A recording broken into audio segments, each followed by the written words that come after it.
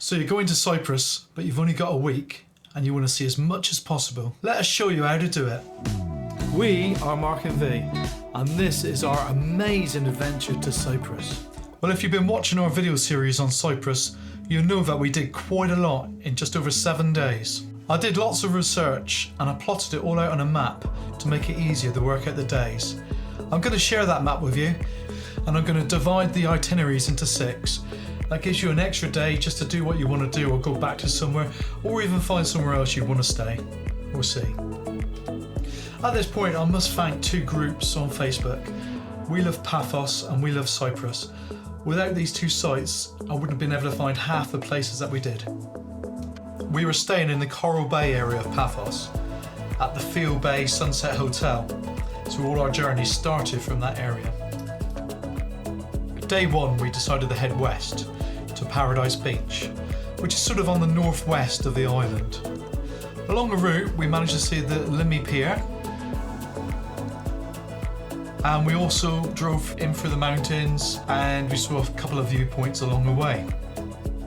We then decided that we'd like to see the abandoned villages, and we had one on a map called Zachariah, and that's what we headed to. It wasn't the easiest place to find, but following the instructions we had, we actually managed to find it. And it's quite an eye-opener, worth seeing. And if you watch our video, you will see how we managed to find it, and it hopefully will help you too. Next, we moved on to Lachi Beach. Now, a little tip here, if you're going for a sunset, don't go to Lachi Beach, because the sunset's down the other side of the hill. What we didn't realise at the time, and what we do know now, is that if you wanted to see the baths of Aphrodite's, it was very close to Lachi Beach, so really you could do that all on the same day. On day 2, we decided to head east to the Limassol area. First off, we headed to the Itinerary shipwreck. Be prepared, you will have to walk across sandy plains which are quite marshy, and believe me, they're quite slippery as well. V managed to fall over. I don't think the shipwreck is anything outstanding, but the area is very, very beautiful and definitely worth a look. And where you park up, there is a beautiful little chapel. Then, not far from this, is the holy monastery of St. Nicholas of the Cats. And if you're a cat lover, you really need to go and see this. Honestly, there were so many cats there that are being looked after. Unbelievable. They just all come running up to you. Next on our list was Ladies Mile Beach. It is a huge, long, sandy beach, and it sits right next to the RAF base. We then drove back towards Limassol town and went to the CYPRUS Motor Museum. And if you're a petrol head, you really need to go and see this collection of cars. There are some absolutely stunning examples there. I really enjoyed myself. But then I do like a car museum. Next on our list was Colossi Castle, which is a Templar Knights castle. And we were so lucky that when we got there, we found a little cafe opposite called Fields Cafe. And the food was incredible. Honestly, it's probably the best food we had in the entire time we were there. Colossi Castle is an amazing place as well, and it really is worth taking your time to go and see it. On our way to the sunset, we also found a place called the Stadium, which is definitely worth a visit when you're going by. We finished our day off at sunset at Curian Beach. There's a lot of little cafes down there, and it's quite a pleasant place to be. The sunsets are stunning right out over the water. And we did notice afterwards that there's the Curian Amphitheatre not too far away, so you could also include that in your day trip as well. On day 3, we decided to head west again. Our first stop was the Edro-free shipwreck, and I must say it was far more impressive than the shipwreck we saw the day before. This shipwreck you can get right up close to, and not much further along the coast you can also see the sea caves and the White Cliffs. From there we headed off to what they call Basilica Bay. It's an archaeological site and it's really cheap to get into. It was only €2.50. In fact, every site we went to that was archaeological was €2.50. While we were in that area, we stumbled across St. George's Chapel, which is beautiful and you need to see it. And there's a guy right next to it who sells pottery, and he's such a character. You just need to go in and see him. And there's a little square there as well, which is a lovely place to have a coffee and let the world go by. After a coffee break, we then headed off to Agios Georgios Harbour to look for the turtles. But on this occasion we were unlucky.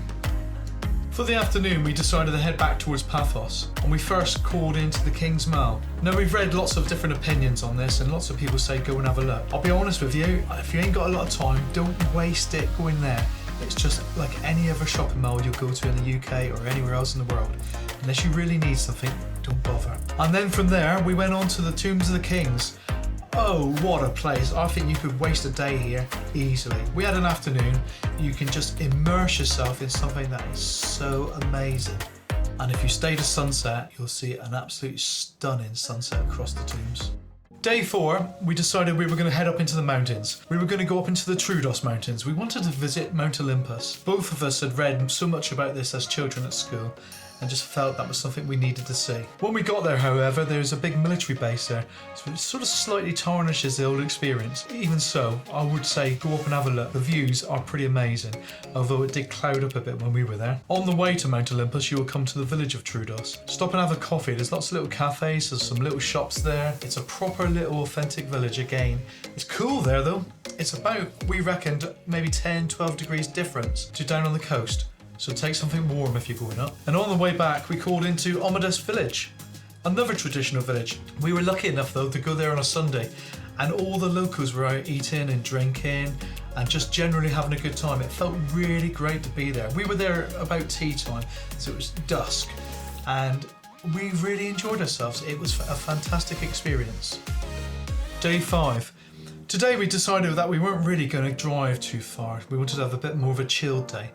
So we headed to Paphos Harbour, where we had breakfast on the seafront, which was really nice. We wandered around the streets and had a look at the shops and the cafes and the restaurants and just enjoyed the feeling of walking around on the harbour, looking at the boats and just generally being quite chilled. On the right hand side of the harbour is Paphos Castle, so we went in and had a look around. I would say Colossi Castle is far better than Paphos Castle, but you can't compare them because you need to see them both. After the castle, we wandered along what they call the Broadwalk, and you can see the archaeological site of Neo-Paphos. When we parked up earlier on in the day, we noticed that there was open-top bus tours, so we wandered back and decided to take an open-top bus tour as well, so have a look around Paphos again. I think it's okay, but if you've hired a car, you'd be probably better off using your hire car to have a look around. If you're going to get a hire car, our tip to you is to get a four-wheel drive off-road car, because you'll be able to see so much more when you go further afield. Day 6, and this was probably our most disorganised day, to be perfectly honest. We decided we wanted to see all the things that we hadn't yet seen, so we did a lot of driving in this particular day. First of all, we headed to Agios Georgios Harbour. We had heard there were turtles there, and although we hadn't seen them on the first visit, we thought we'd go back just in case. Again, we weren't very lucky, but you might be. I know people have seen them there, so it just depends on the time of year, I suppose. After that, we headed up into the mountains again in search of waterfalls. This was really part of our adventure that we hadn't planned properly, and we found ourselves driving around quite a lot because we didn't really know where we were going. Places we had on Google Maps didn't really tend to take us to where we thought we were going to go. We did, however, find a very stunning waterfall. Unfortunately though, I'm not quite sure where it was. I will put the coordinates down so maybe you can find it, because I will have the coordinates on the photos. While we were driving around though, we did find another beautiful village. This time it was Kafakas, and we had coffee and cake in a little cafe there, and it was just a really quiet, beautiful village. I'd imagine at certain times of the year though, it could be a lot busier. I think Kafakas could have been done on day 1 though, because it turns out that it's on a direct route to Paradise Beach, and that's where we went to the first day. We then headed off to Aphrodite's Baths and realised we could have seen that on the first day as well. It would have been a lot busier on the first day, but we could have done it all rather than driving around as much as we have. It was at this sort of point that we realised we still hadn't seen Aphrodite's Rock, so we decided we wanted to go and see there. That was right across the other side near Limassol, so we drove right up the motorway to Aphrodite's Rock for the sunset, and I'm really glad we did. Of all the places we went, I think Aphrodite's Rock was probably my favourite. Hopefully this guide will give you some idea of what you can actually achieve and see in 7 days in Cyprus. I think you could probably do more, but you feel very rushed. A lot of people told me as well that we were doing too much, but we didn't think so. We didn't find it hard, we didn't find it rushed. We quite enjoyed our week and we saw lots. Well, we really hope this video has given you the enthusiasm to see more of Cyprus in around the Paphos area, really, but Cyprus, and be more adventurous, get out there and do it. And if it has, why not give the video a like, and maybe even think about subscribing to the channel, because we like to do this every time we go somewhere. We like to adventure and see as much as possible. We'll see you in the next video, guys. Take it easy. Bye.